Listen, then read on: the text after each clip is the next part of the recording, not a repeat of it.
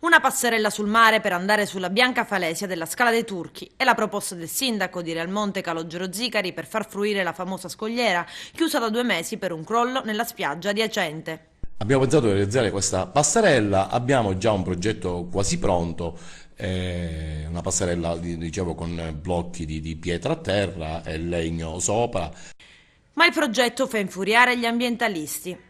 E noi riteniamo che è una follia, cioè non si può andare a mettere una passerella in legno, in pietra, su un bene paesaggistico di valore internazionale e mondiale, cioè proprio non esiste. Infatti facciamo un appello a coloro i quali dovrebbero autorizzare una tal fatta, cioè la Capitaneria di Porto, il Demanio Marittimo, la Regione Sicilia, la Soprintendenza, a non autorizzare una cosa del genere. Andava fatta una cosa molto semplice, andava fatto un disgaggio con rocciatori. In tutta Italia, in tutto il mondo si fa.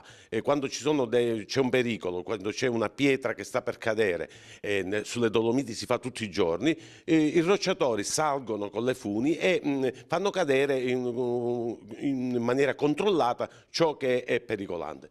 La scorsa settimana il Comune Agrigentino ha firmato un protocollo per mettere in sicurezza la parete crollata e procedere al disgaggio dei massi pericolanti. Il problema è che la Scala dei Turchi non sarebbe fruibile prima dell'estate. Il sito è chiuso da 2 mesi, ma quanto tempo ci vuole per il disgaggio? Pochi giorni, basta poco. Nelle immagini che voi avete si vede che ci sono diverse zone a rischio cadute sono cadute tantissime pietre.